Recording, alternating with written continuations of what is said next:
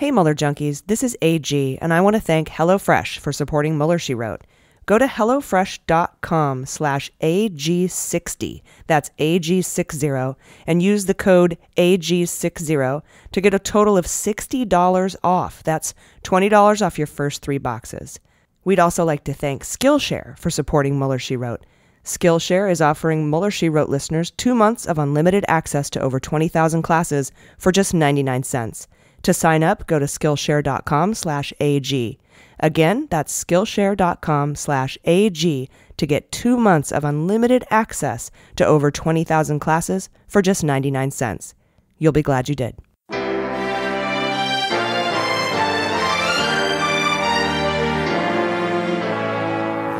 So to be clear, Mr. Trump has no financial relationships with any Russian oligarchs. That's what he said. That's what I said. That's obviously what our position is. I'm not aware of any of those activities. I have been called a surrogate at a time or two in that campaign, and I did not have communications with the Russians. What do I have to get involved with Putin for? I have nothing to do with Putin. I've never spoken to him. I don't know anything about him other than he will respect me. Russia, if you're listening, I hope you're able to find the 30,000 emails that are missing. So, it is political. You're a communist. No, Mr. Green. Communism is just a red herring. Like all members of the oldest profession, I'm a capitalist. Hello, and welcome to Mueller, She Wrote. I'm your anonymous host, AG, and recently, Jordan, Jaleesa, and I got to spend a couple of days at Politicon. We talked to all sorts of interesting people on both sides of the aisle, or all 3 sides of the aisle, if you want to call it that. We had some really amazing conversations, so we've got some clips from the live stage show for you. We've got some really great interviews coming up, so stick around. We'll be right back. Hey guys, I want to hand it off to Jordan Coburn, and I want you to talk a little bit about why we do this. Yeah, so basically we noticed that there was a lack of women voices in the podcasting arena, especially in the politics arena. So when the indictments first dropped, we wanted to create something that was accessible to everybody, especially accessible for women, voices by women, for women. Our whole podcast is run by women.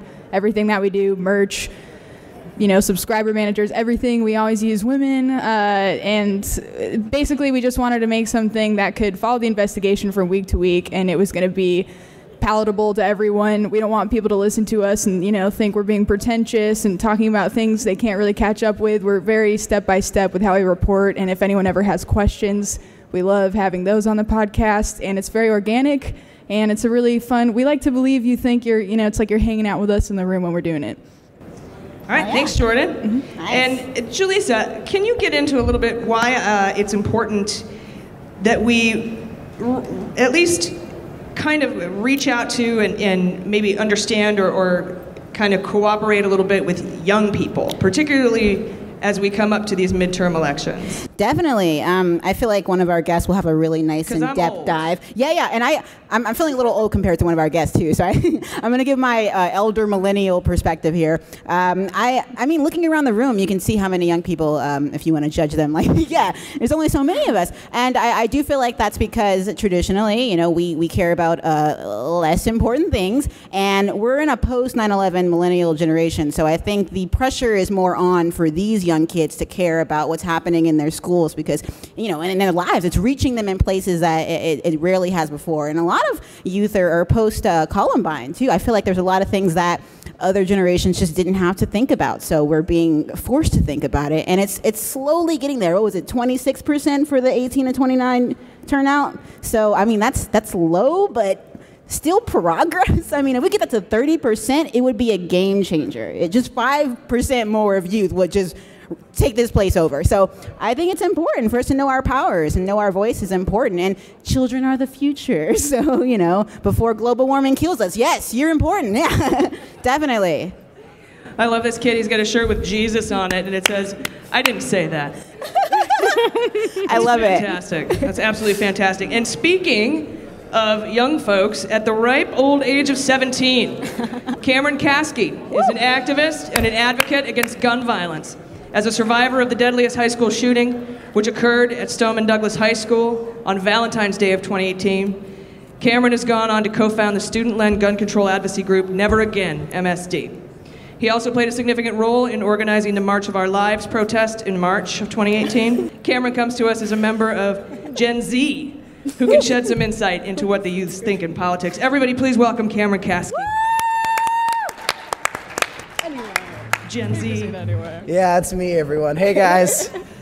Look how old I am. I'm almost 18. I actually can't vote this year. Did you know that? That's crazy. My birthday's November 11th, and I was 6 days late. So if any of you would like to email my mother, you could bring that up with her. She could have eaten spicy foods. I read this whole thing about it. Hey, everyone. Nice. Hi, I watch Friends. Yeah. That's how old were you when Friends came out? No. How old was I when Friends came out? You weren't. So I'm I grew up on The Office, and I actually have a big admiration for Cheers, which I believe is pre-Friends, and Frasier, and didn't Frasier air as Friends was airing? Wasn't that kind of an overlap? No, there was. What was the overlap? Frasier was like 94 to 2004, right? It's the best one. David Hyde Pierce is an unmatched talent, truly. All right, now I would like to introduce our other panelist. She was a finalist on Last Comic Standing, Season 8. You've seen her on HBO, True TV, NBC. She's a regular on The Young Turks. She has a radio show called Dash, Mondays at 5 Pacific. She works closely with Puerto Rico, helping to aid Puerto Rico. My favorite thing is she helps foster children who are about to become voting age register to vote. And she advocates for local elections. Please welcome Aida Rodriguez. All right, guys. Normally in the podcast, the first thing that we do is we jump into just the facts. There's this thing this way that we run our podcast is I give you the facts from reporting from the week, corroborated facts, sourced facts. Then we wildly speculate on all sorts of insane stuff later on. But we make sure to tell you the difference, because I think the problem with a lot of media, especially on social media, is they speculate wildly but don't tell you that they have nothing to back up their assertions. So I want to be very clear about that. Otherwise, my IRB panel for my PhD would kill me. They would find me and hunt me down in the night, and they would literally kill me. So the first thing I want to do is to jump into just the facts and talk about, with our panel, some of the stories that came out this week in the Mueller investigation, because that's what we do. My favorite story this week, and I'm going to kick off with it. I don't care if I blow my load too soon. It's my favorite story. I call it the Manafort suit. So basically, Manafort filed a motion to be able to wear a suit in his appearance in court on Friday. Now, if you remember, Manafort was out on bail before he began cooperating. He was wearing 2 ankle bracelets, very fashionable. But then he was caught talking to his old EU Yanukovych buddies, including a guy named Sager, not Sater, and not Nader, not Nadler, but Sager, who incidentally is the guy a Trump aide got Rick Gates' email address from so he could send him Israeli PSYOPs proposals on how to cheat in the election. But Manafort was telling his friend Sager what to say in the trial, which is ding ding, witness tampering, and obstruction of justice. So they threw his ass in jail. Now, he's been in jail. It was Judge Amy, Miss Jackson if you're nasty. She threw him in jail. And what was great was he appeared before Ellis this week in a wheelchair, in his jumpsuit, apparently sick from the nutrition, or the lack of, that he's been receiving in jail. Very sad, pobrecito. And Ellis was hilarious. You know Ellis, he's crazy. Honey Badger don't give a shit, Judge Ellis. So he looks at him, he's like, yeah, he hasn't gotten the proper nutrition in jail. And Ellis is like, I didn't put him in jail. So hilarious. Anyway, Ellis would not let him wear a suit. He had to wear his jumpsuit. He had to wear his prison uniform. And I think this is very important because justice is the great equalizer. And if everyone else, all the regular folks who have been to jail, if they have to appear in court in their jumpsuit, so does he. Now, if you have a jury trial, you can appear in a suit because we want innocence until proven guilty, and that jumpsuit can take that away from you. But this guy is, I'm sorry, a fucking convicted felon. Yeah. So he doesn't need the presumption of innocence at this point. You can wear his goddamn jumpsuit. I think this is fantastic. What do you guys think about this? Because I think it's amazing that it's just the equalizer. Yeah, it's bringing him down to a level that he's not comfortable with. His altitude now is very low from the privilege he's used to. And I think that's the beautiful part of it, is that he's learning now that you can't just commit treason and get away with it, which I think most of us are aware of, and I feel like it's just fair that he learns his lesson. Yeah. I just like to look at it from a different perspective. What if, imagine somebody who wasn't who he is making that request, people would laugh, right, and say, hey, who does this guy think he is? How many, black and brown people have you seen in these orange jumpsuits? They do attribute to a stigma. There's a connotation that goes along with it, but that's the connotation that should be attached to a fucking criminal. Yeah, so that's most regular folks don't even get the chance to ask the question. Yeah. They are carted out in front of the judge wearing their jumpsuit. Yep. They don't even know when and who they can call or what their phone call is or what their rights are. So I'm like, F that guy. I think you should watch Orange is the New Black and try to trick it out. How do you bedazzle that bitch before you wear it? Because that's your reality, and when you go there, you gotta, sorry. I think there are two primary schools of thought. On the one hand, look, Manafort is a really sharp-looking guy. I'd love seeing him in a suit. He looks great, and he's got that thinning look to him that really is emphasized by the suit. And at the end of the day, that's what Manafort is. He's eye candy. On the other hand, a criminal is a criminal, and that's what it is at the end of the day. If he wants to make the jumpsuit a romper, he absolutely can, because I think he would look electric in one. But what really entertains me here is the fact that this process is taking so long, and I'm a 17-year-old boy, so I like things right now, and so this is really bothering me. But this is such a long process. I guess that's why Mueller, She Wrote is such a phenomenal podcast. I'm waiting to see who Trump appoints next. And speaking of Orange is the New Black, I would not be surprised if it was Crazy Eyes. Everybody, Crazy. I guarantee you we are 2 weeks away from Crazy Eyes becoming the new Secretary of the Treasury. Yeah, free Crazy Eyes, guys. Let's get her out of Crazy Eyes. I would get behind that shit. Crazy Eyes actually sounds like a nickname Trump would give someone. I'm waiting for him to call somebody Crazy Eyes. He is one of the best comedians in the game. You cannot deny that he is a funny man, and he's got some great comebacks. I take Crazy Eyes over Mnuchin any day. Definitely, yeah. Secretary of the Treasury, Crazy Eyes. Great.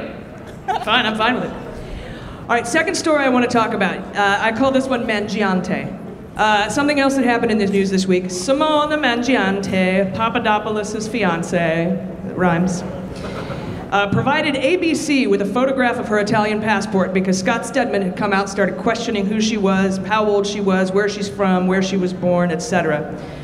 And she did this because of him, and because he actually talked to some of her family members and found out that she'd lied about who she was.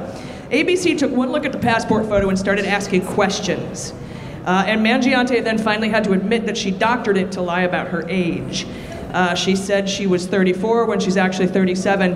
And the reason she did this was because she wants a career in Hollywood as an actress, is what she said. And I'm here to tell you, Simona, 34, 37, you're done at 29 in this town. So I don't know what you're thinking. Because those three.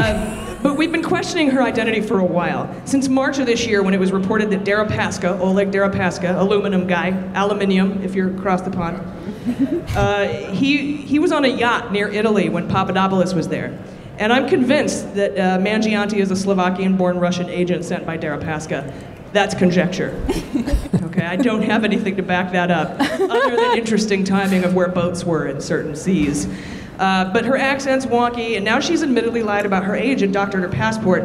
I'm curious as to what you guys think about this, because we seem to have this growing number of Russian female agents that are attaching themselves to Trump campaign aides and getting information from them. We had Nastya Rybka, we've had Maria Butina, and Paul Erickson with their Beauty and the Beast video. That was lovely. That's beautiful. And I gotta tell you, I'm not pro-Russia in this situation politically, but that's pretty badass. If you think about it, these female agents are coming in and infiltrating our politics. That is so cool. Totally. I don't want them to be successful, but good on them for at least doing their job well. You know what I mean? I cite Black Widow from the Avengers. I hope we have a lot of them running around.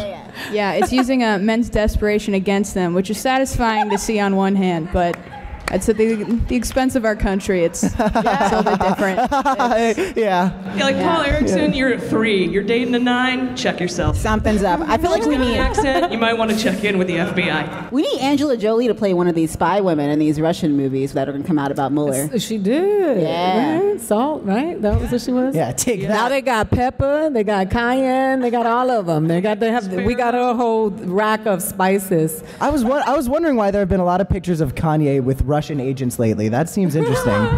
I'm kidding. He's working on a new album. He'll come soon. Well, he did take a photo with Trump, so. Oh, yikes. You know what I think is interesting is that a lot of people on the right, and I hate to get into the right, the left, the thing, because we all get caught up in this tribalism and we look stupid when we start, like the Red Sox, the Yankees. But when they criticize feminist women for being strong and empowered, and that there are these pro-male groups that are women should be this, and it's women who are taking these men down that path. I think it's fun to watch. Yeah, you know? Russia's definitely just light years ahead of us in the female equality, especially for spies sector. Yeah. I'm very, very convinced my girlfriend is a Russian spy. I do whatever she says. She has me like that. It's ridiculous. Yet. I mean, no. Good. It's frustrating to me that she was able to come up and then get so much airtime so quickly. That's very frustrating to me, especially now that it's coming out she's not a credible person fundamentally, and there's no corrections will come out, of course. There's no way you can take back airtime that people get like she got. That's very frustrating. You know what's funny though? I think the fact that she's supposed to be so sharp, but that she thinks that a 3-year age difference would make a difference in Hollywood. That's really hilarious. I just now realized you guys weren't still talking about my girlfriend. I was about to say, do not talk about her like that. She cannot defend herself here. She's 34? Yeah. Nice. Really 37. You know. All right, high five, lady. I'm 18 November 11th. Oh my gosh. All right, so moving on from Mangiante, I have to I don't like to be policed as a woman. I don't like men telling me what to do, and I don't think we should police women unless they're Russian spies. Then we can police them, and I'm fine with that. So my next story that I wanted to talk to you guys about, I call it SARS. Last May, do you guys know Ronan Farrow? Amazing journalist, Pulitzer Prize winner. He did some reporting on the leaks of the Cohen financials from a law enforcement official within the Treasury Department. Remember when Avenatti got a hold of bank statements from Cohen, which ended up showing a slush fund for his firm called Essential Consulting? It's essential. Their tagline is, "It's fucking essential." That's where we found out like AT&T and Novartis were tossing in millions of dollars to get access to the president. And there was even a guy named Vekselberg, who's a Russian emigre that had got 500,000 in there somewhere. And so large amounts of money in exchange for access to the president. And of course, Vekselberg is connected to Intrater and Blavatnik. These are a group of Russian emigres often mobilized by the Kremlin to do their bidding. And we talked about this on the pod last May, and it was known that a law enforcement official saw that 2 of 3 suspicious activity reports were missing from the database at the Treasury Department. So this person saw one SAR for Cohen, and that one referenced 2 other SARs. That's a suspicious activity report. So that person went looking for him, and they were missing from the database, which is 100% unusual, totally unprecedented, and that raised a red flag for this person. So this person called up Ronan Farrow at the New Yorker, and it got out, it leaked, and that's how we found out about Novartis and Vekselberg and all that. Really interesting. Well, this week, a woman who works for the Treasury was arrested for leaking suspicious activity reports to the press. So it was either this woman that leaked those SARs back then, or there's a pattern of SARs that go missing from that database. Both are terrifying. But my question to you guys, is this woman a criminal or a whistleblower? Whistleblower, 100%. I mean, she was doing this apparently, even if it's not connected to the first Cohen SARs, she was doing this because she may have believed that there was this, like you said, similar pattern there. Yeah, and what she leaked was information about Manafort, Gates, Pravazon Holdings, which we know about from the Fusion GPS Glenn Simpson transcripts, and somebody else, Maria Butina. Yeah, and they were all being investigated. It seems like this is related to like a national case that everybody's aware of. So for someone to leak something that's already in play, it seems more like a whistleblower thing than like, for her to be like, oh, I don't like this person, so I'm going to do it. I know it's going to boil down to motives and intent, but there's an act for this, right? The Whistleblower Act. I feel like yes. Yeah, yes, I think it should fall under it. You know, I don't think Trump cares about it very much. But I think it's always criminal. What's become criminal now is depending on who tells the story and who it benefits. You know what I mean? Because if it's a whistleblower for the betterment of the population, it's a criminal. But if it benefits the top 1%, then it's whistleblowing. And I think that's what's become frustrating for the people, because the people are the ones that matter. That's what this is supposed to be about, is that who is telling the story. Really and good. I would say whistleblower. History is written by the winners, right? Absolutely. So, I also think she leaked to the media, right? So she basically took like 100 photos of her computer screen and sent them via Messenger app, probably Signal, to a journalist. Yeah, I think there's a trend now where people are leaking to the media versus leaking to intelligence officers, and that's where she wouldn't be protected under that Whistleblower Act, because there's no language for that as far as I know. But then it's like you have to question, why are people leaking to the media over leaking to intelligence officers? That means something, and how do we account for that in legislation? Yeah. What do we do if people can't trust our own intelligence officers? Yeah, if I want to be protected by the Whistleblower Act, I want to go to the FBI, but who at the FBI am I going to, and whose thumb are they under? Yeah. So it's kind of, I don't want to get all conspiracy theory on you. But, I'm not going to go tell Pompeo what I found out about Trump. I just don't think it's going to go anywhere. All right. Touche. My next story is about journalist Jamal Khashoggi. So this is a tragic death. He's a Washington Post journalist who sources say was tortured and dismembered over a period of 7 minutes by 15 Saudis at their consulate in Turkey. Trump and Mohammed Bonesaw, that's what I'm calling him from now on, have said that this didn't happen at first, and then maybe it did happen, and then they got onto this story that it was a rogue person, and now there was a fist fight, and now it's turned into there was a chokehold, and that's how he died. So Bonesaw is denying this, even though 4 of the 15 hitmen are known to have close ties with him. And this language about this being a rogue killing is really interesting, and then this reminds me of the Putin stuff, where Putin said, first of all, Trump said, same guy. Trump said, Putin denies it. He's denied it in every way you can imagine, whatever that means.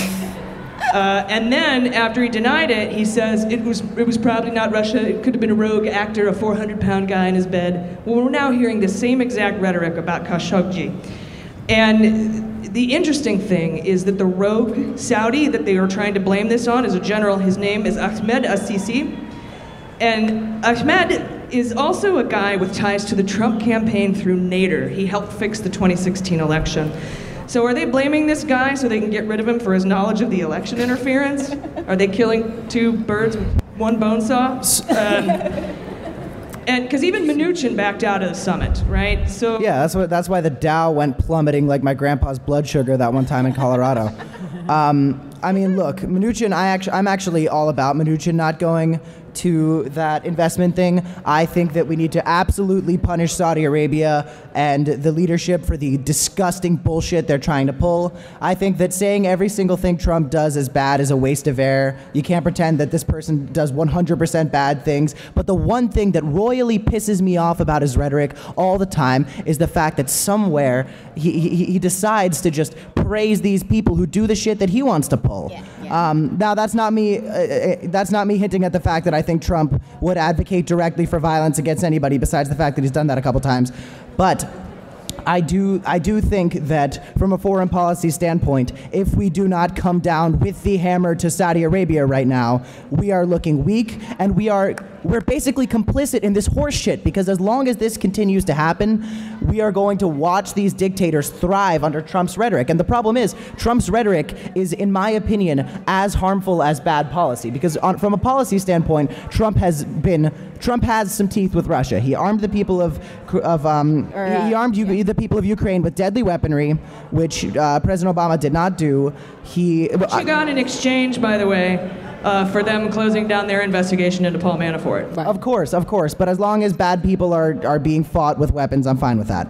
And this is all in rhetoric, and the fact that he's calling this a rogue killing when it was obviously 15 hitmen liquefying somebody's body. First of all, if you need 15 hitmen to do it, you're an awful dictator. Second of all, I'm sorry, that's awful, but come on. It's true. There was an autopsy expert there, too. It's disgusting. I think this is a rhetoric issue, not a policy issue. I think Trump's issues can pretty much be brought into those two things, and that's what we need to be hitting right now, is Trump's rhetoric specifically. Yes. Well, I think we should be very alarmed. Very alarmed. My stepfather is from Cuba, and when the beginnings, when we're not in the beginnings anymore, but when they start attacking the media, and the justification of this murder that you see from the people who follow that guy, I'm tired of saying the word Trump. It's like the new word for constipation. But it's like the people who keep justifying, like, why did he keep talking? Why did he go there? Why was he agitating? That we are normalizing the mistreatment of the media in a way that it's becoming dangerous, because when they silence them, when they muzzle them, then we really are in trouble, right? And so they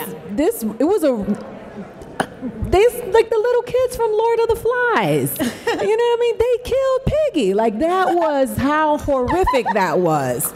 And we are sitting here having a conversation trying to justify it and trying to figure out when we should just be outraged that this stuff is happening to somebody who belongs to us. Definitely. Because he belonged to us. That reminds me of the Stanford prison experiment we talk about on the podcast sometimes, about how people, when they get away with these repulsive things, they will not stop until you say stop. And you have to say it to the point where they'll listen. And people like Putin and Trump, people say you got to kind of smack them, whatever that means metaphorically. You got to get them to listen. And sometimes that means marching. Sometimes it means, storming the buildings. And we're doing it. It's just we got to bring it up even more now. Things are really heating up. Yeah, it's absolutely disgusting what's happened, and some have said that how Trump reacts to this is going to be probably one of his most important decisions of his presidency. Yeah. Just because we could lose, we stand to lose our, not that it hasn't been declining, but our moral standing. Yep. Globally could just be past the tipping point. But they say that they said that for the last 10 things. You know what I mean? It's like this is going to determine where his moral compass really is. I definitely think this is a crucial point in the setting of the pattern, though, of President Trump's rhetoric being so silly when he's dealing with these awful people. Because again, even if from a policy standpoint, Trump is handling Saudi Arabia in a solid way, and that's something we've yet to see in this specific situation, the rhetoric is what the people see, and that's why everybody in this country loses their mind every 5 minutes. It's because, forget the policy for a second, Trump's rhetoric is about as strong as my ability to bench press. Absolutely. If Trump went out there and said this guy was obviously killed by a death squad run by an evil kook who's running this country, we would be able to say, you know what, President Trump, I'm going to give you credit where credit is due. You're punishing someone evil. And President Trump has punished evil people through policy, but the rhetoric, my God, I want to start doing terrible things just so I can get positive tweets from him. The right has initiated a smear campaign against Khashoggi to pave the way for this exact kind of terrible rhetoric and BS. Yeah. All right, next story. We learned, this is called Cohen. We learned a couple of weeks ago that Cohen was talking extensively with Mueller's team, even though he doesn't have a cooperation agreement in place. He's just running around like, I got info. And this week we found out he's also been talking to the state and federal law enforcement officials investigating aspects of the Trump Organization and the Trump Foundation. The group Cohen met with included federal prosecutors from Southern District of New York and officials from the New York Attorney General's office, along with Cohen's attorney. Cohen is set to be sentenced December 12th. So my question for the panel is, do you think he's cooperating super hard because he's super justicey and awesome? Or do you think he's just trying to get a reduction in his sentence? Definitely whatever the opposite of justicey is. That's Cohen all the way. Yeah. He's playing it smart now. He should have done it long ago, just like Manafort. Because Mueller, he knows the end game. He's done this before. So, yeah. Cohen's he's wising up, is what it is. Yeah, I think he wants, obviously, prosecution to go as easy on him as possible. I also think he's an attention whore and absolutely loves doing all of those street side Jay Leno-esque interviews that you see him doing all the time. He absolutely loves that. I don't think it's healthy to, not long ago he was someone that was a complete ally to Donald Trump, was lying to everybody, and now all of a sudden he's supposed to be an American hero. I'm not taking away the fact that his cooperation is essential. It's fucking essential. But it's essential to getting down to the bottom of what went down in the 2016 campaign, but I'm not about to sit there and start praising him for being such a great person that's a beacon of justice. No, absolutely not. I think the either or is a little difficult because I've got number 3 for you. And that's a lot of the people who have come out of the whole Trump story have had, and this is a 2-word thing that I've noticed a lot of anti-Trump, former Trump people. It's called book deal. And I think what Cohen's trying to do right now is get that name for himself in this situation because Cohen, I'm not sure how much Cohen knows. I don't know if this is a reduced sentence thing. I truly don't. I'm hoping he knows plenty. I'm hoping they subpoena just about everybody with lungs in this situation and those who smoke and don't really have lungs anymore. But I think what Cohen's trying to do is what a lot of people... Bob Woodward just did it. I mean, are we supposed to call Bob Woodward a hero for calling bullshit on bullshit? Okay, that wall's a wall. I know what sorry about that. I think Cohen's trying to get some sort of notoriety here. I think, like she said, maybe make a little money back to pay for his legal expenses. Yeah. You know what? In hip hop, there's an old school song, and the hook of the song is "The world is full of pimps and hoes, and what's that you claiming?" And I just feel like in this administration, they're interchangeable. Like they go from being his hoes to them pimping the game. And unfortunately, it's the people who perish, the uninformed people who are falling for these idols. Like they're worshiping these people, you know what I mean? And they just don't realize that it's hurting us. But I think he's pimping the game. And like she said, he was over there running hype man, second to Trump, running around with him. And now that his ass is in hot water, he was like, so there's no even honor amongst them. Like they don't have any honor amongst them. And to add to that, we're about 2 weeks away from Trump calling the Democratic House pimps and hoes. Yeah. So let's see how it goes. That's very true. I really like the hype man image. Like Trump's like, we need to stop illegal immigrants. All the pimps and hoes trying to reunite these families. That's my girl. Oh my God. And I think that's what's so important about some of the work that you're doing, Aida, helping educate people in their localities about the importance of elections and the importance of voting, no matter what side it is, just to make sure you educate yourself and know what's going on and know your place and how it affects you, because I think that, and you're doing some amazing work with that. Definitely. Yeah, no, it's important. So it's specifically in Black and brown communities where we really we neglect local politics, and that's what directly affects us the most. We're complaining about the judicial system, the legislation system. I can't talk right now because I'm so hungry, but my blood sugar dropped like his grandfather's. I'm going to get it in a minute. But the thing is, we complain about the police, we complain about local government, but we have to make a difference. And the example that I told you was like with the Trayvon Martin, George Zimmerman case. That DA got voted out. And people, if you want to be effective, then you have to think locally, think globally, but act locally. And it's important for Black and brown people to do it, and marginalized people. I like that slogan. That's true for everything. Gosh, you guys, we'll be right back. Hey Mueller junkies, this is AG. As you know, with both of my jobs, I'm constantly on the go and I'm always traveling. That is why HelloFresh has made my life a million times easier. First of all, I have to spend less time meal planning and grocery shopping every week, so that saves me a lot of trips to the store and a lot of time preparing my meals. And the other thing about it is it's really convenient because I can get my meal ready in about 30 minutes or less, which is amazing for me. It saves me so much time. And what's really great about it are these are responsibly sourced ingredients, which I know is really important to you and it's very important to me as well. And the subscription is so easy to manage. HelloFresh does all the hard work and heavy lifting for you, so you can just cook and eat and then move on with your life. So it's super convenient. It's part of my routine. I absolutely love it. And I'm really, really big on that responsibly sourced part. So you guys check it out. Go to hellofresh.com/AG60 and use the code AG60 to get a total of $60 off. That's $20 off each of your first 3 boxes. Again, that's hellofresh.com/AG60 and use the code AG60 at checkout. You'll be glad you did.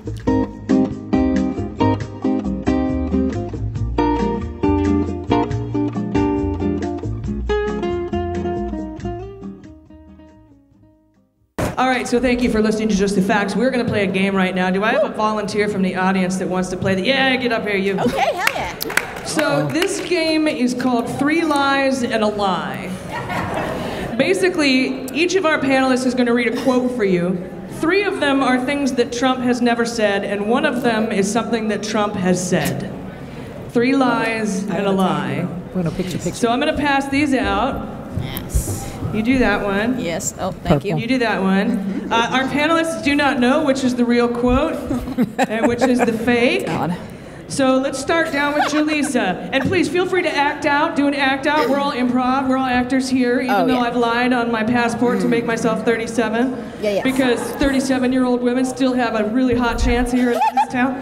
So please, here we go. Your first lie. Okay, and I've never actually attempted a Trump impression, so getting ready to speak at a meeting. Monitor your behavior and work hard and love the Mexican people. Fantastic place. Enjoy. All right. Okay. Jordan. It's a long one, so I'm going to have to commit to the bit here. Look, having nuclear, my uncle was a great professor and scientist and engineer, Dr. John Trump at MIT. Good genes, very good genes, okay? Very smart. The Horton School of Finance, very smart, you know? If you're a conservative Republican, if I were a liberal, okay, if I ran as a liberal, say, I'm one of the smartest people anywhere in the world. That's a nice performance. Thank you. That sounds very Trumpy. Thank you. I've also... It feels gross. I've also never attempted the Trump before, so just give me the benefit of the doubt. Now that China's own economy is in the just released in Iowa, up 6 points according to @CNN. Thank you, so. Okay. I like the pitch. Thank you very much. Ada, what do you got for us? I'm not even going to try. I can't. I can't even outdo these 3, but stop. I'll just do mine with my Latina accent. Oh, yeah. Rodolfo Rosas Moya and his famous remarks about self-deportation and 47%. He understands the economy. We raised $6 million in New Hampshire. Big crowd. Thanks. Okay. All right, so now you have to decide which one of these is something that Trump actually said. Do you think it was Julissa's? Okay. No? Do you think it was Jordan's? It was the longest. No? Do you think it was Cameron's? You think it was Cameron's? Oh, congratulations. You did a great job. I am so sorry to tell you, the real quote came from Jordan. That was the real lie, but here you have this anyway, man. Absurd. We appreciate you playing along. That was wonderful. Thank you. Enjoy your toast. Your Thank you.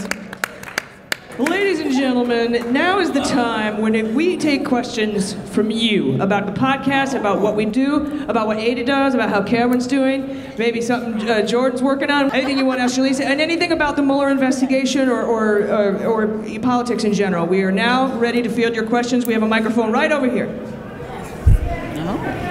Yes, I do. Thank you very much. I've had a mic in my hand before. And a gym.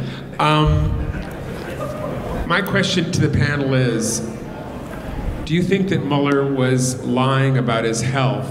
Was that a mob move in order to get... Manafort, I'm sorry. Thank you so much. Okay. Take 2. Same thing. Mueller, Manafort. I get that. It's like my mother, my sister, my mother, my sister. I'm basically in Chinatown.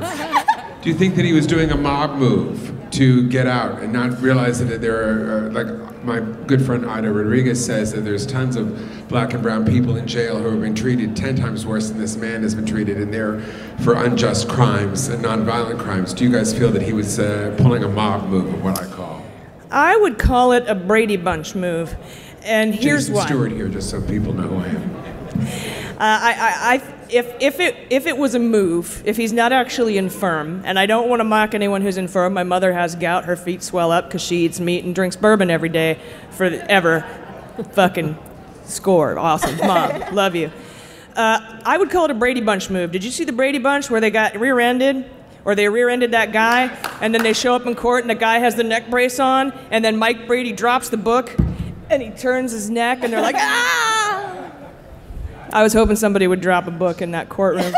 But in any case, that's a really good point, and it's a really good question. Everyone seemed to have an eyebrow raised when Manafort rolled up. What do you guys think? Do you think he could actually have some health issues because of the nutrition? And what you were talking about, what we talked about earlier, is he's getting a taste of what it's like for the regular fucking man who's in prison, who doesn't get the nutrition they need and doesn't get the health care that they need. And that's very sad, but it's important to know when it happens to people of privilege and they come forward and they get to complain about it. It's just different.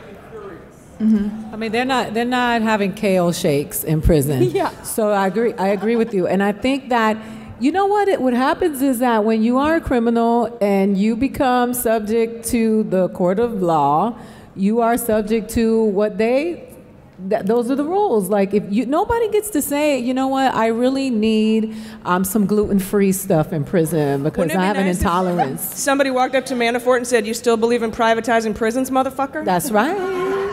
I like that motherfucker, though. Yeah, I do like to give people with medical concerns the benefit of the doubt, though. When Hillary Clinton, on September 11th last year or the year before, had to be taken to her car, I'm not entirely sure of the situation. I gave her the benefit of the doubt.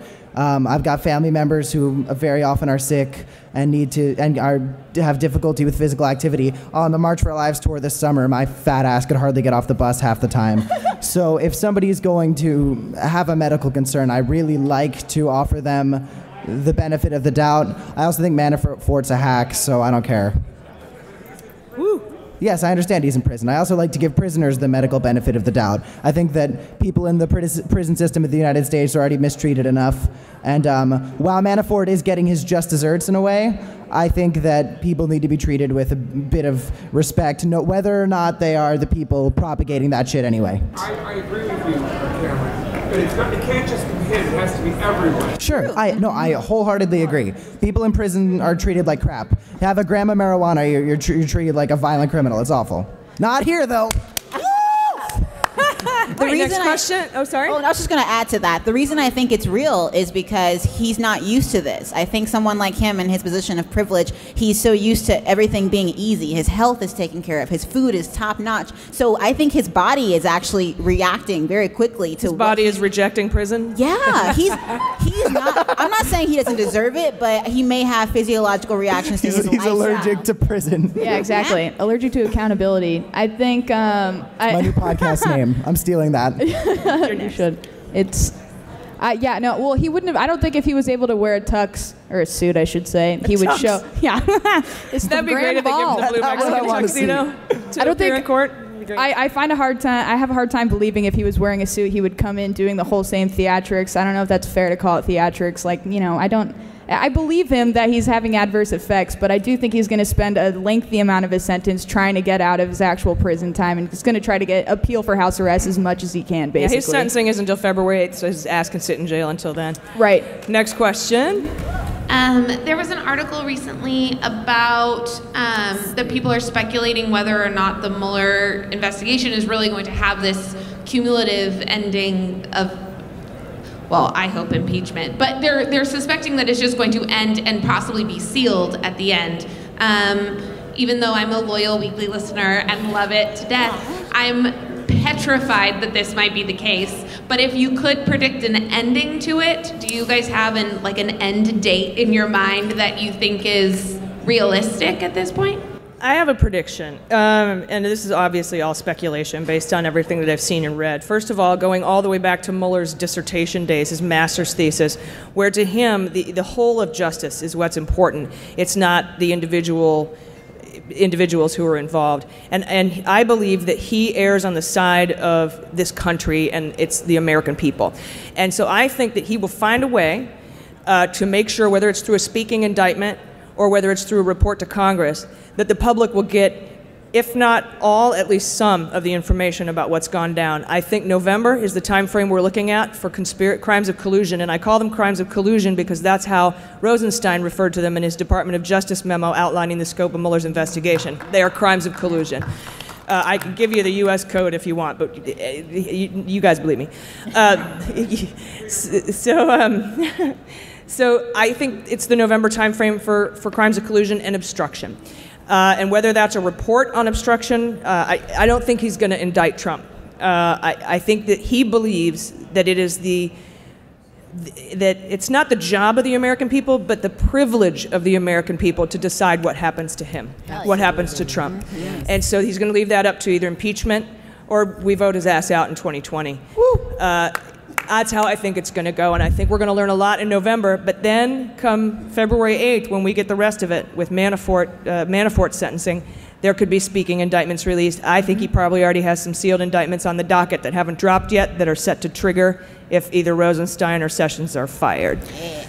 Okay, anything else you guys want to say? I think we need to get a bit more optimistic about this. I want this to end with Mueller and Trump being friends. Or maybe a deep, passionate kiss, you know what I mean? Hold on, we got a microphone back here. Further to what the young lady's question was, if Mueller's report is sealed from the American people, will openly committing white-collar crimes and election rigging become the new normal? Like we're seeing with Brian Kemp, he's out there just disqualifying people on the news and has no shame. And is this going to be the new way that American society functions, where you can commit a crime if you do it in front of everyone, as opposed to hiding it and then getting busted later? Because it seems like Trump has set that new standard for what's acceptable behavior, in that you can commit crimes if you're just honest about it. Well, sadly, I think that has been the normal for a while. And much like folks of privilege like myself weren't aware the absolute devastating brutality against people of color by the cops, for example, until cell phones came out. It's always been there. Meaning it's always been there. It's always been a problem. This has always been a problem. White-collar crime has been a problem since 9/11 because they took all the resources away to look at white-collar crime. And now we finally have one person, Bob Mueller, with a team whose sole job it is to look into the white-collar crimes of the administration. And when Trump says we need a president for life, fuck that. We need a special counsel for life. Mueller for life, baby.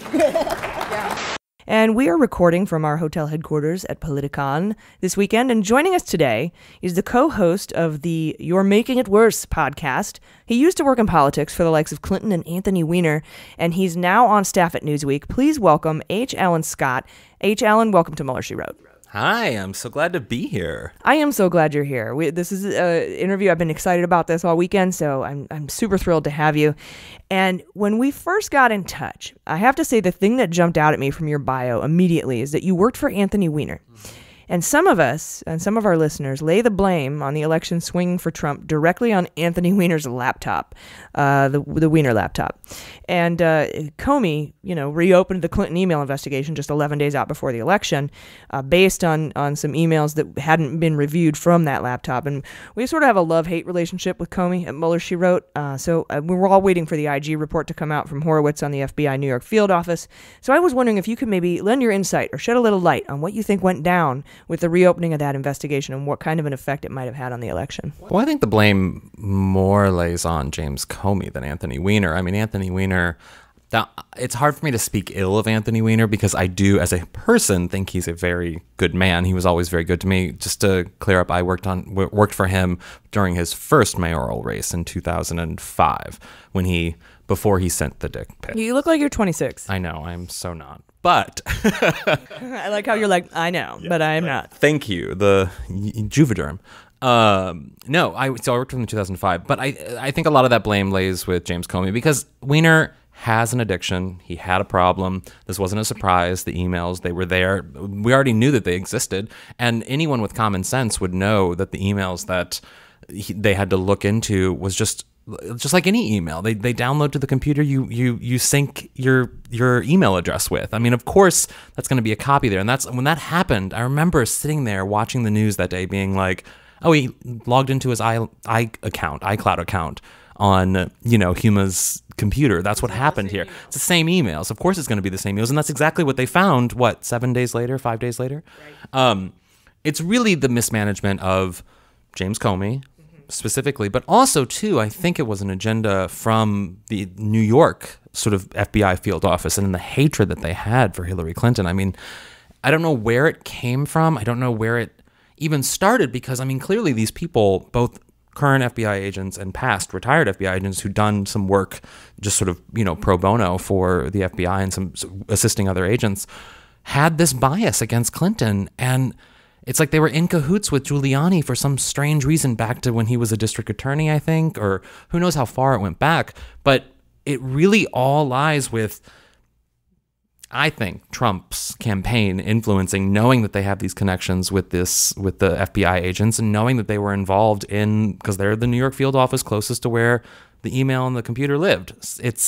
The whole thing really upset me. Now, if you think so, and some may argue, and this is kind of where I stand, but I honestly don't know yet until the investigation comes out into the New York field office, which is being conducted right now. We've been waiting for it for a while since the first Horowitz IG report came out on the Clinton email investigation, is that Comey felt pressure from leaks. It had already started to leak a little bit out with Giuliani on Fox News a couple of days before Comey wrote that letter to Congress to reopen the investigation. Do you think there was any pressure on Comey to reopen that investigation, or do you think he did it? And then also, a lot of people are wondering why he didn't tell everyone that Trump was also under investigation. Yeah, I mean, the whole not telling why Trump was also under investigation kind of is a reason to hate James Comey. But in the specific situation of the Clinton investigation, like he said in his book, he was damned if he does, damned if he doesn't. Like, there was no good scenario that he could have gone forward. And the same with Obama, and that's in that instance, like, you know, with the Russia meddling and everything, like, there was no good direction. Oh, right, because he could either say they're colluding with Russia and then interfere and influence the election, or he could not say anything and be held to account for not saying anything. Exactly. It's going to be spun and taken in so many different directions, and Comey was in the exact same situation in this specific instance. Should have said something about the Trump investigation. Also, too, what I find so funny here... I wish we weren't victim blaming. I wish we would lay the blame on Trump for colluding. Yeah, exactly. Instead of being like, well, you know, maybe the laptop shouldn't have been wearing such a short skirt, and perhaps Comey shouldn't have been asking for it. Let's also talk about how who was the FBI worked on Mueller's team that was like a clear anti-Trump person. What was his name? He testified before Congress. McCabe? Yes, McCabe. Like, the Trump administration, Republicans go hard on McCabe and his anti-Trump bias, but you have these FBI agents who had a clear Clinton bias during the election, who are working on an investigation that involved someone that they had a clear bias against. Yeah, but that's okay. That's totally okay. I mean, but you know, the long history of the FBI being super liberal, super inclusive, hippies. They all do drugs. Yeah, they all have chakras that they're speaking to at the end of the day. Very politically correct. Yeah, they hardly and wear wearing ties. heels if you're Edgar Hoover, which I fully support him doing that, and I probably would have wore heels with him. As Eddie Izzard said, a fucking weirdo transvestite. Yes. More executive transvestite. We need more executive transvestites, I think. Don't you think so? I agree. I would love for the president's staff secretary to be like a transvestite. Executive transvestite. I'm probably going to offend some people by saying that. That's okay. You know what? Okay. Everyone at some point is offendable. We get emails. Come over to my place. We'll wear heels. There we go. Boom. Done. No. So the original question. There is a lot of blame to lay on Comey. But there's also, like, whenever I deal with this a lot, because a lot of my friends, you know, and we talk about this on the podcast, on my podcast, You're Making It Worse a lot, how, you know, Elliot, one of my co-hosts, is so impassioned by all these things. He's so appalled and shocked by all these things. And it's just like, this is insane. This is insane. We've never seen this before. This is insane. And the political science sort of nerd in my head likes to very calmly, rationally say, well, we have seen, like, our country has been at risk before. Like, these things, there are horrible things that people had to suffer in this country, like slavery. And it was a very dark time in our country for a lot of people. And we don't want to use that passion to sort of distract from the actual facts of what's happening. And you're looking at Comey. Comey made some bad decisions and sort of said something about the Trump administration, or about Trump and the investigation into Trump during the election. That said, there's so much that is just, you know, we're looking back at history and seeing sort of what direction and what he should have done and what he could have done. And he did what he did. And in any situation, I don't know if I necessarily would have done anything different than him, because you're just making these decisions as they go. And frankly, even though we should hold him accountable for this, societally, we live in a patriarchal society where a powerful woman is seen as a danger, as someone who's coming after the status quo. And Hillary Clinton played that role. And I can't help but think that James Comey, being a part of the patriarchy, just societally fed into that and realized that he had to speak about this because of the way society treats women, specifically Hillary Clinton. Yeah, and I loved his book, but it oozes with male privilege. It just, when he goes and talks about how, well, do you know how fucking awesome I am? I take all my FBI recruits to the Martin Luther King monument, and I make them think about history. And I'm like, that's cool, but like, in the same breath, you say like, well, I didn't have to talk about Trump. I don't want to give up sources and methods on an ongoing and open investigation. Yeah. But we have to reopen the Hillary Clinton email investigation immediately. That had nothing to do with, and it wasn't even an investigation. No, they literally just reviewing a computer's hard drive. Yeah, and one computer. And honestly, what was interesting about it is the reason he knew about it earlier in September. At least McCabe did, and I think Comey did.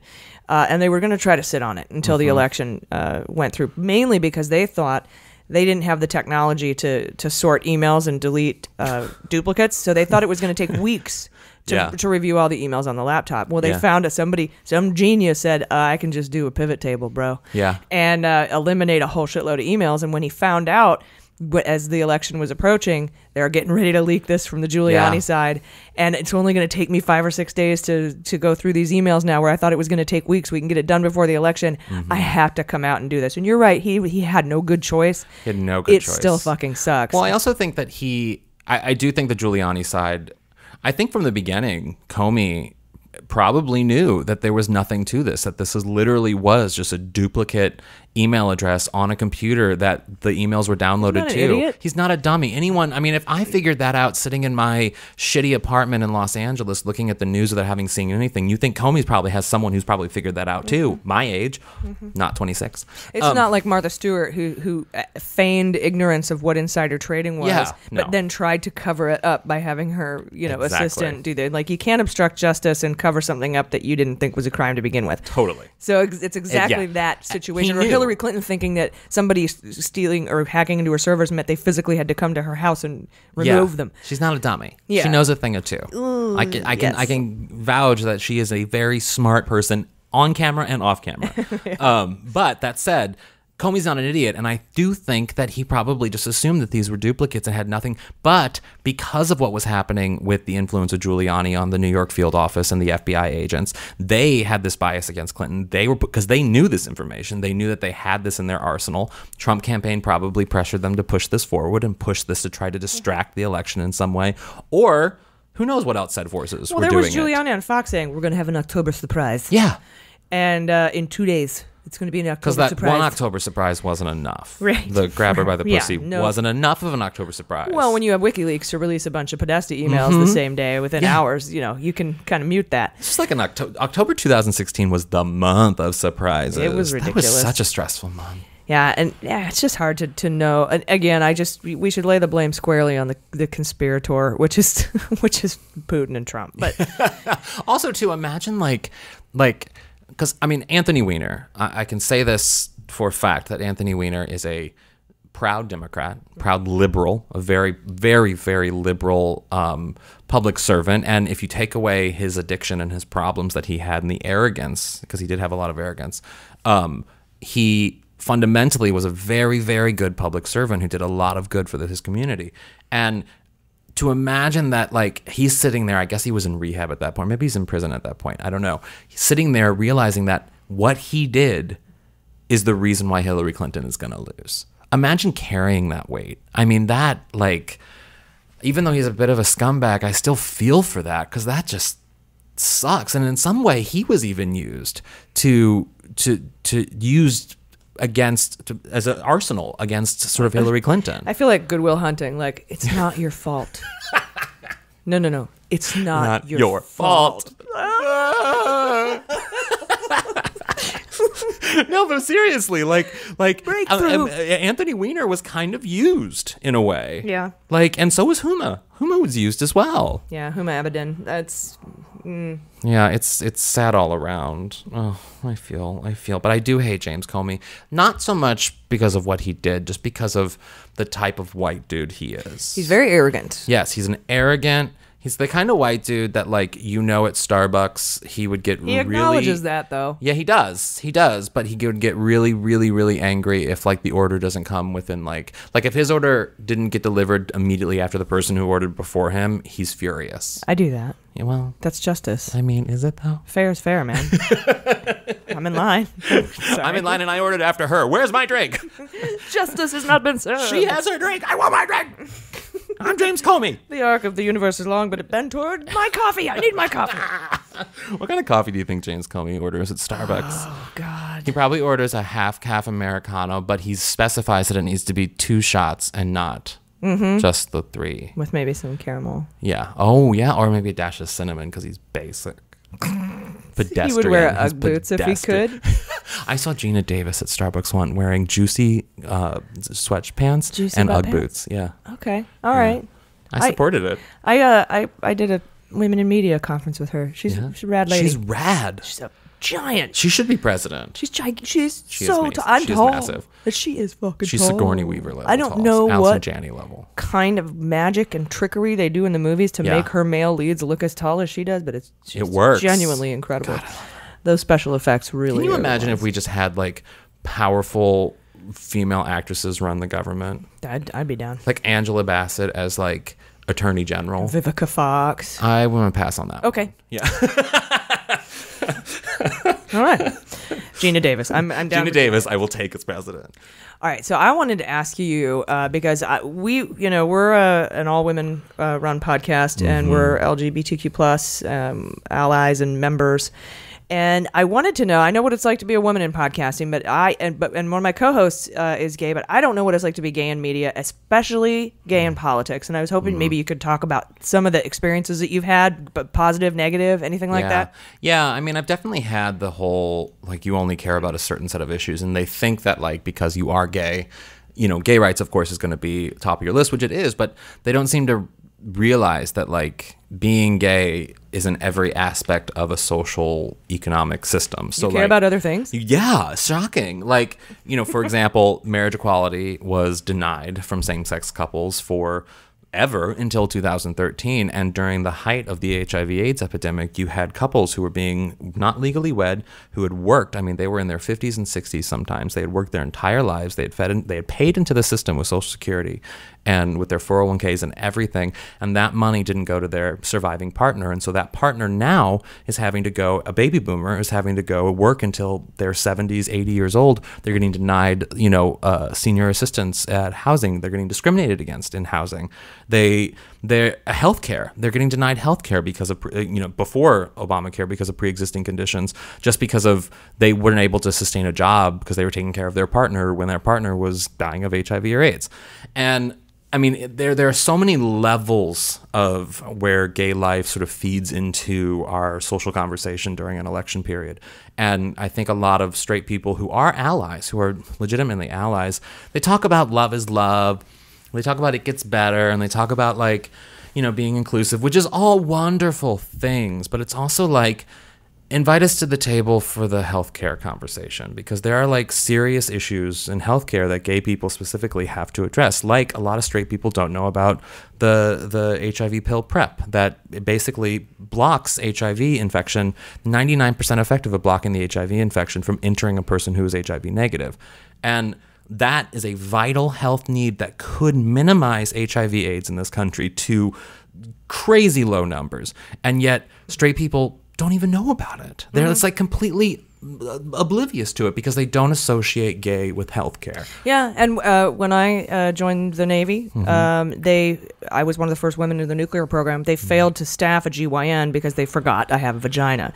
And what that reminds me of now, more currently, and kind of what you're speaking to, is when transgender people were allowed to serve openly in the military, all of a sudden Defense Health Agency turns around and says, how the fuck do we Yeah. provide health care to this group of people? Yeah. And VA was like, we've been doing it for 40 years. Yeah. Do you want to borrow our plan? And Yeah. they're like, oh, yes, thank you. It's insane. It's And insane the level hats of... off to Mattis, though, at least Yeah. for sticking up for that. And, Yes. and because I remember specifically when the tweet came down. Well, he's a Democrat, remember? Oh, yeah, he's totally liberal.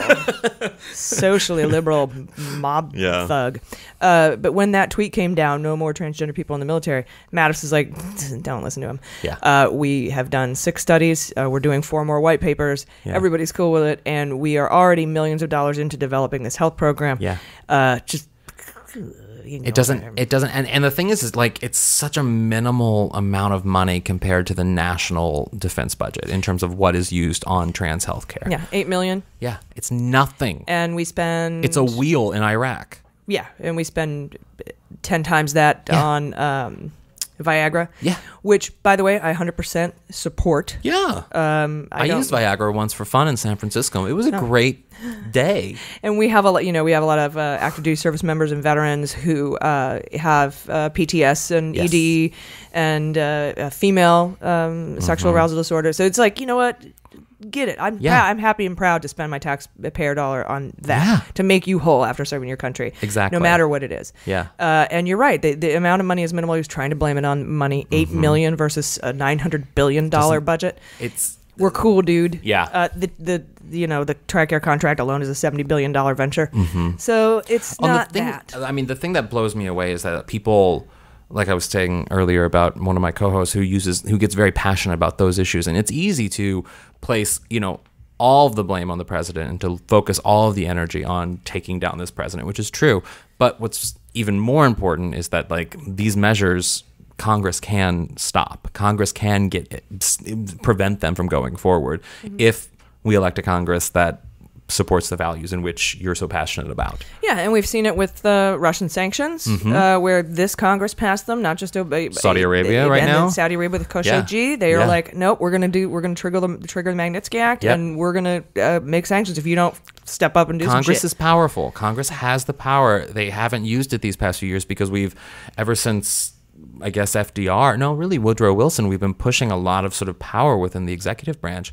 But Congress does have power, and they can, assert their power in ways that they haven't been doing for the past 40 years because they just, everything's about the president. And it really hasn't always been that way in this country. Yeah, we need to balance the power again. Yes. We need to take some executive power away. I think even Obama and you really, like you said, all the way back to Woodrow, had too much executive power. We checked it a little bit. We checked it a little bit after Nixon. Yeah.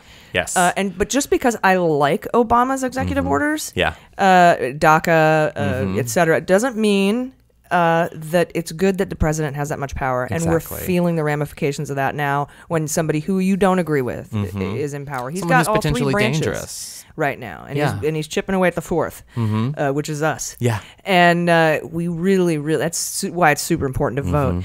This election, we got to just at least put a check on the president, and we have a history of doing that as Americans. Let's check the president. But also like understanding that, I mean, like you were saying earlier, that you're a cisgender white woman, and I think a lot of times, I'm from St. Louis, Missouri originally, and during Ferguson, I remember thinking like, I grew up 5 miles from there. Like I have full right to speak about what's going on in Ferguson on Facebook or post about it, but then I thought like, this isn't my narrative. This isn't my story. I didn't live that life. I am a white, yes, I'm gay. I'm a part of a minority, a persecuted minority in the society. But at the same time, I'm a white man. And I don't really pass because I wear clothes like baby onesies like I'm wearing right now. You know what I mean? Like I don't really pass as a straight man, but I do pass as some privilege. Yeah. And people they don't see me as a threat. And so I thought during that moment, this isn't my narrative to share. I need to amplify the voices of others. And I think in terms of gay rights and gay politics in this country, like gay politics, there are so many LGBT candidates running during the midterm elections. And I think it's good that they aren't necessarily seen as only LGBT candidates. I think that's an awesome, awesome thing. Like the woman running for the Democratic side in Arizona. I forget her name now, but Kristen Sinema. Yes. She's bisexual and openly bisexual, and yet that's such a non-thing within our narrative right now, which I think is awesome. But at the same time, I think it's really important for people to know because it's something that Yeah, I didn't even know that. Yeah, it's something that like identifies. It's nice that it's not news. Yeah, exactly. But yeah, I didn't even know that. Like the governor of Oregon is openly bi, Yeah. and there are so many different. The woman running in Vermont on the I think independent or Democratic side is a trans woman, and I mean there are so many people who it's such a not part of their narrative, but it's an important thing to know. And I think if straight, cis, white, people out there see the examples of gay people in their lives and actually take the time to understand not just marching in the Pride Parade, not just understanding that that's the moment you should really be caring about your gay friends, but actually ask like, is it ever uncomfortable for you to talk about issues that you have with your doctor? Or what is it like for you in this situation that is somehow normal to you as a cis white person, or a cis white straight person. Right. You're not just political tokens for everyone on the gay rights issues. Like we were for the Democratic Party for the better part of 20 years, it was a thing. And I always say this a lot, but like, it was a thing that Democrats for years and years and years would say, we support gay people, we support gay rights, but we don't support you loving each other and having legal rights. Like we don't support that. And we just had to wink and nod and vote for these people knowing that they kind of had our interests and they didn't necessarily believe that. Well, at that point, it was the best option. Exactly. Even Obama, it was like, nope, I'm not. And we're over that now. Civil unions, which is blah, blah, blah. And, but you're like, it's either that or the alternative, which is I don't even recognize the fact that AIDS and HIV exist in the first place. Yes. So you're like, all right, well, what do we do? But now I think we hold our candidates accountable and we say, no, you have to support this. You have to be vocal about this. And I think the 2020 slot of candidates will have to be extremely vocal on their support for not just, gay people, but the Me Too movement. There's so many layers that they have to really push. I don't know. It's such an interesting time to be a minority because because of Obama, I think, he strengthened that. He showed that a minority majority vote could actually win a presidency. And now I think minorities in this country realize that we have true political power. Did you say majority? Majority. I thought you said that, and I love it. But you know what I mean? Like he knew that a coalition of women, non-white people, and other minorities with not white straight men, with some white people included in that could win a presidency. It didn't work in 2016, I think, because of the patriarchy. And because of Clinton and because of Russia. But I do think it can work in 2020. I think so too. I think we're very close to it. Yeah. All right. Well, I you know what? I really appreciate that. I hadn't even thought of it from that point of view. Bringing everyone as an ally to the table to not talk just about gay rights, but to talk about healthcare and everything else everyone's talking about. Yeah. That's the number one issue in the 2008 midterm elections is 100%. Healthcare. And it impacts every single person, black, white, gay, straight, man, woman, everybody. We all need healthcare. Yeah. And we're all, let's face it, it's whether you're a Republican or Democrat, it's the peasant class, it's us against them. Yeah. So we all need to figure out our healthcare, and we all need to figure out the best way to get it. I had cancer in 2000. I remember 2012 election, I was going through chemo, and it was the first time in my life, I'm 36, and at the time I was 30, and it's the first time in my life that I ever realized that my vote and how the election turned out would directly impact my life, and not just in a tangential sort of way, but in a direct sort of like, if Mitt Romney had won in 2012, I would not have Obamacare. And I'm still to this day $80,000 in debt because of my chemo. And on top of that, I would have had to stay paying the $1,000 in COBRA a month if Romney had won, because I wouldn't be able to get insured anywhere else. Yeah. And Obama getting elected made sure Obamacare happened, and now I'm paying $170 something a month. Yeah. And it's just it saved my life, and it's such an important issue. It's such an important directly issue. impacts us all. Yeah. Like you said, it's not just this ethereal thing that we kind of want or need or hope for. It's something that impacts us all, exactly, especially in our pocketbooks. All right. Well, can you tell us where we can find your podcast? Yeah, you can go to, it's on Starburn Audio, Dan Harmon's network. It's called You're Making It Worse. And it's a sort of LGBT comedy podcast where we basically complain about other gay people. And I'm H. Alan Scott on everything. All right, great. Well, co-host of You're Making It Worse with Brent Sullivan and Elliot Glazer, H. Alan Scott, thank you so much for coming on to Mueller, She Wrote. We really appreciate it. Me. We'll be right back. Hey Mueller junkies, thanks to Skillshare for supporting Mueller, She Wrote this week. Skillshare is offering Mueller, She Wrote listeners 2 months of unlimited access to over 20,000 classes for just 99 cents. To sign up, go to Skillshare.com/AG. That's Skillshare.com/AG to get 2 months of unlimited access of over 20,000 classes for just 99 cents.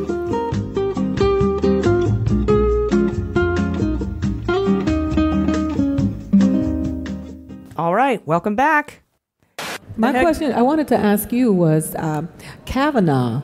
So a lot of the stuff that I read was that people that he really wanted Kavanaugh in office to become the next justice because he would excuse him, the president, from answering to a subpoena. Right. Yeah. So.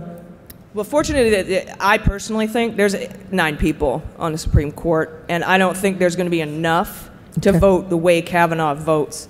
And I also wouldn't worry too much about Gamble v. U.S., if you know what that is, what I'm talking about. Mm-hmm. I think we're going to be okay on justice. The arc of the universe is long, but it bends towards justice. Unfortunately, it just doesn't happen very fast. Sir, you were next. Last question. Yes, this is our last question. I'm sorry. I got to make this good then. Yeah, no pressure. Well, you made the statement that we need to vote him out, a person who you don't like as your leader or you're serving as in a public office. Well, my problem is this. He lost the 2016 election by 3 million votes. That's not even close. Yeah. And can you think of any other country that allows a candidate to lose an election by 3 million votes? Ukraine. Yeah, I was going to say Russia might be one of them. Well, you're right. We have to, and there's one way to fix it. We have to vote in the Ds, because as long as the Rs are in there, we aren't going to be able to fix that gerrymandering problem. We aren't going to be able to fix our electoral college system. I think you meant a democracy that allowed that to happen, one right? person, one vote would be great. So I don't want you to feel like we're being snarky towards you, right? Right. Because that's why we're here. And joining us today is Brent Sullivan. He's one of the hosts of You're Making It Worse, the podcast. We had H. Allen on just recently, and so funny. What a funny guy. But the best. He really is.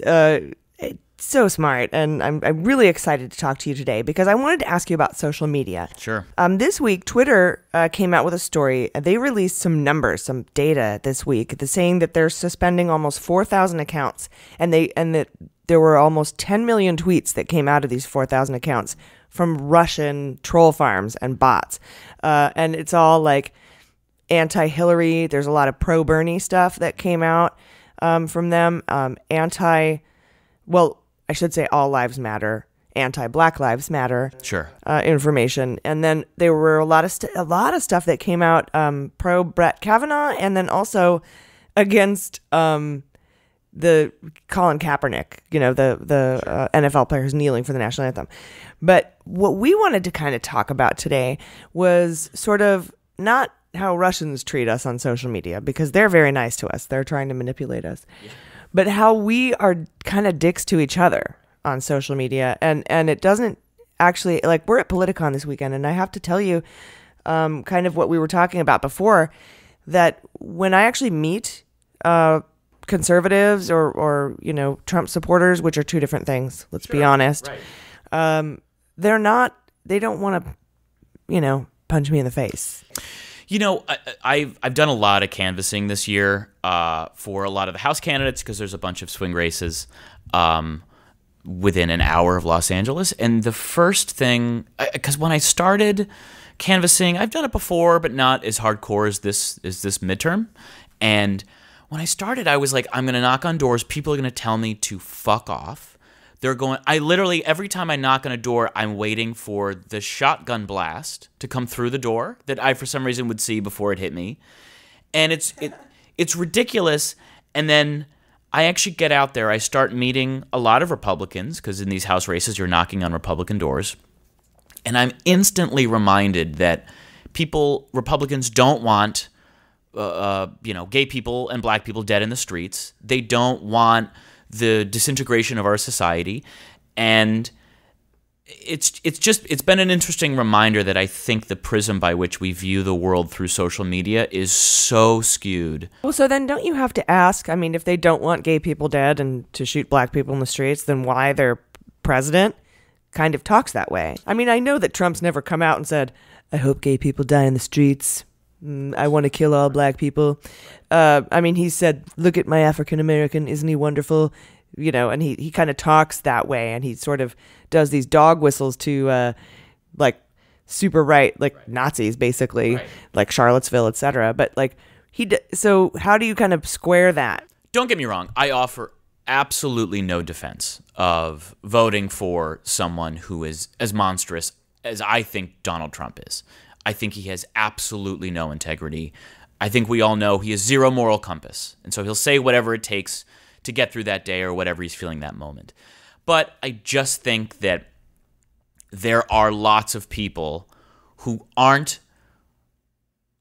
factoring what Trump said on July 3rd, 2017. They're kind of like, he talks like a jerk, but look at the economy and look at my job and look at where we're at. One of the most consistent things I've heard from the Republicans I've spoken to that are in favor of the president or, do support the Republican agenda is I don't like Trump, but I like what he's getting done. Because at the end of the day, I do think we have to acknowledge that they're largely getting what they want. So you like judges that will probably overturn Roe v. Wade and probably block marriage equality. It's appalling to us, but that's what they've wanted That's what they've wanted. I mean, they've wanted to block Roe v. Wade. Do they want that because they really want it? Or do they want it because their parents wanted it? Like, I don't get why anyone would want. Maybe it's just like me at the core of me. Like, why would you want to stop gay people from getting married or denying State Department gay people's spouses access to federal benefits? Why do you care? And then also, why do you want to regulate women's health care so hard? Like, what there is such contempt, I think, that whenever you talk about, I still love watching. I still like the Cleveland Brown. Sure. Because I'm from Cleveland. Maybe it's that kind of thing. Do you remember Todd Aiken when he ran for Senate 6 years ago? And he was the candidate who made a comment. He was running against Claire McCaskill in Missouri. I believe this is Clay Aiken? Todd Aiken. So not the American Idol. Not the American Idol, though he's also run for yeah, that's what I was thinking. Todd Aiken. Did I say Clay originally? You said Todd, and I was trying to put him in my head, and I can only see Clay. Yeah. But he gave this famous interview in which he talked about how when women are, if it is a, quote, a legitimate rape. Oh, the legitimate rape guy. Yeah. But it's this clip that I'm obsessed with because he says in the clip, he's like, if it really is a legitimate rape, women's bodies have ways to just kind of shut that whole thing down. And he's, of course, talking about reproduction. But if you watch his face, there's such disgust. He's so repulsed by female reproduction. Or remember the guy who thought that urine came out of your vagina? Which was me until 8 years ago. It was cool. It was me until I was 14 anyway. No, but they're like, well, you just go up, with the bladder hole and then you can take care of that. And you're like, what? Jesus. That is not. And see, it's frustrating because but here's the other thing that I'll say. I do think, even though I normally resent this notion that both parties suck, but both sides are to blame. I've always hated that ever since the Bush era. Moral equivalency sucks. Yeah, it's absolute bullshit. But I do think there's a fair point to make that if, let's say Joe Biden is running for president, and let's say a month before the election, a woman comes out and says, when I was in college, Joe Biden grabbed my boobs. I do believe that liberals would say that's a problem, but we can ignore it right now. I disagree. I think we would drop him like a hot potato. We did it with Al Franken. You think that a month before the election, if a woman came out and said that, you think we would? I wouldn't vote for him. I would still stand and clap for Bill Clinton, but Bill Clinton has a rape accusation. Yeah, I would not. Yeah. And I wouldn't. And that whole, we talk about Kavanaugh online and social media, and we usually get pushed back. Well, what about Bill Clinton? What about your Billy boy and blah, blah, blah? I'm like, I wouldn't put him on the Supreme Court either. I wouldn't vote for him for president now. Yeah. I would back then because, and you have to also remember people people do this in a, assuming that we have some 100% purity test for our candidates. When we don't. We have two choices. Right. And one of them sucks and one of them sucks less. That's what, that's kind of what we're going by.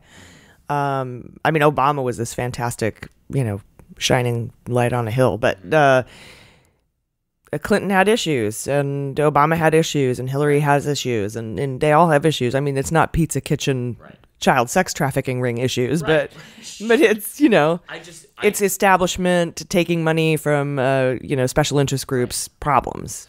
I totally hear you. I just think, to me, I'm not as consistent as you, and I'm not as principled as you. I would vote for a bad person.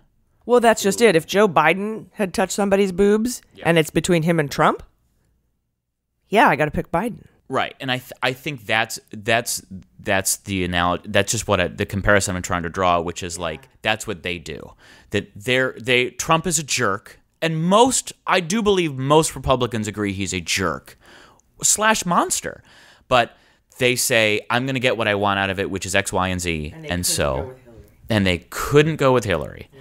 So I guess that's the only thing that I've tried to do to keep myself sane over the last couple months, last year and a half, is just thinking, what would I do if Trump was a Democrat and he was saying these awful things? He was for a while. He was. He supported the shit out of Hillary Clinton when she was a senator in New York. Yeah, I mean, the things he said when he was on Stern and then in the 90s and early aughts were like, he was a progressive. I mean, and a pervert and a monster. Yeah, still a jerk, but I think like everyone, when he got elected, there was that hope, that brief glimmer of hope that in my head he would be a fiscal conservative and kind of a social liberal. Obviously until he actually took office, I was still hoping. But I think all that Russia is doing in these bots is they're just, needless to say, it's very obvious, they're just sowing seeds of dissent and they're trying to make us. I blocked a dude on Facebook the other day because we had a very brief but heated exchange about Brett Kavanaugh. And he said, to my understanding, a liberal guy. He was just like, I feel bad for Brett Kavanaugh. And I couldn't get it either. And that's why I was like, I don't understand why you would feel bad for this guy. He's very clearly guilty. But then more importantly, he's super rich and white and has never had to deal with anything. Yeah. This is a gay friend of mine, by the way. And when he gets on the court, he's going to be, by almost every, objective measure, very likely very conservative. And we don't know that yet, but that's certainly as a gay dude. My gay friend was said, I just feel bad. I feel bad for him because he did something bad when he was 19, and it's coming back to haunt him.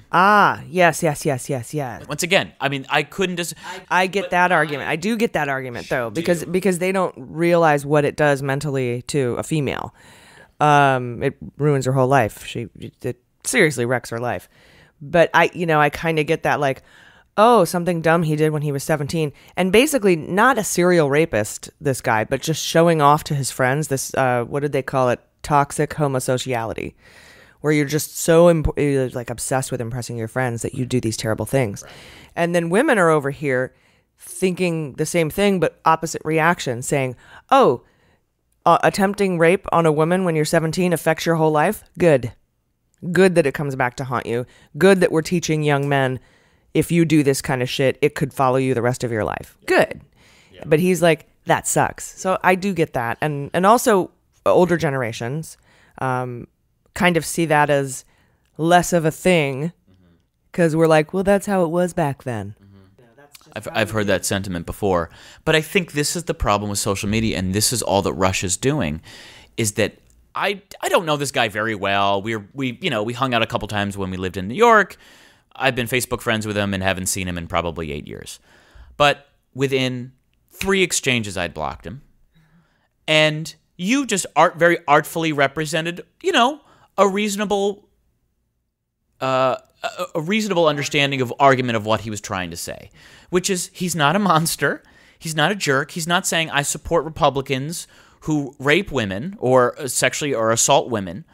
And yet all it took for me on social media was 3 exchanges before I said I never want to see him again. It is social media. Are we training ourselves to treat people that way in life. But yeah, you're right. Russia knows that only takes a tiny little wedge. Just takes a tiny wedge, and you hate that person. And that's why they focus on gun control and Kaepernick and Black Lives Matter and these enormously contentious social issues. Just a little bit, you say something a little bit wrong, and either side will come at you. Well, this has been a fascinating discussion. Now,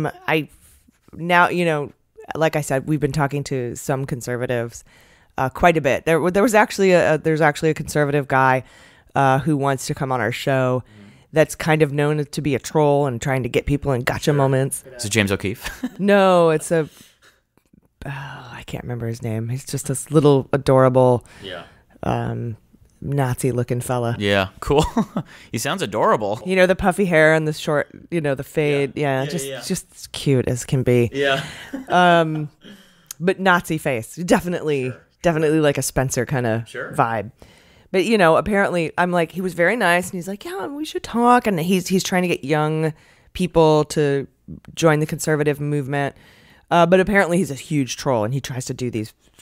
I've only found that after I talked to him, somebody came up to me and said, dude, you got to watch out for that guy. And I'm fascinated to talk to that guy because I can shut you down in 3 moves, just, like you did on social media. I will end you verbally. Right.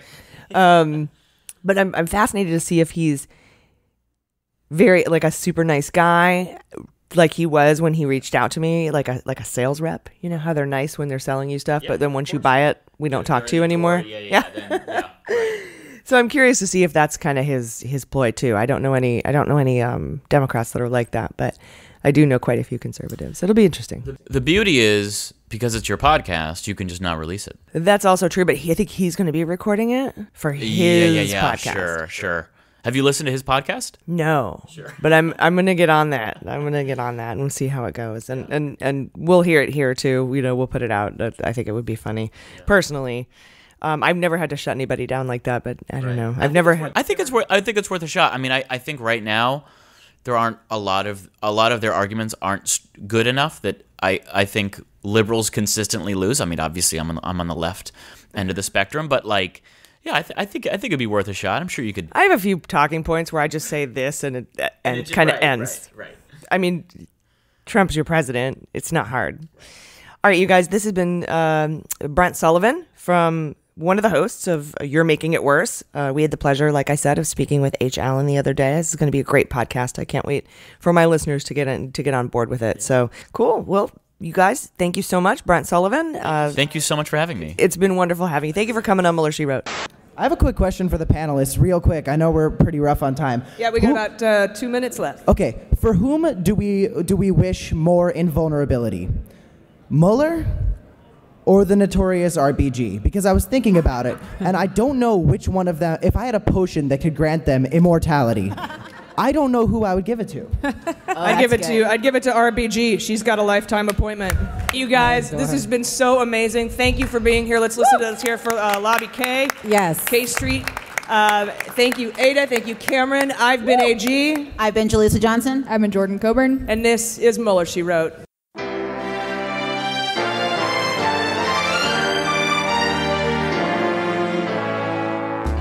Mueller, She Wrote is produced and engineered by AG with editing and logo design by Jaleesa Johnson. Our marketing consultant and social media manager is Sarah Lee Steiner, and our subscriber and communications director is Jordan Coburn. Fact-checking and research by AG, and research assistance by Jaleesa Johnson and Jordan Coburn. Our merchandising managers are Sarah Lee Steiner and Sarah Hirschberger Valencia. Our web design and branding are by Joelle Reeder with Moxie Design Studios, and our website is MuellerSheWrote.com.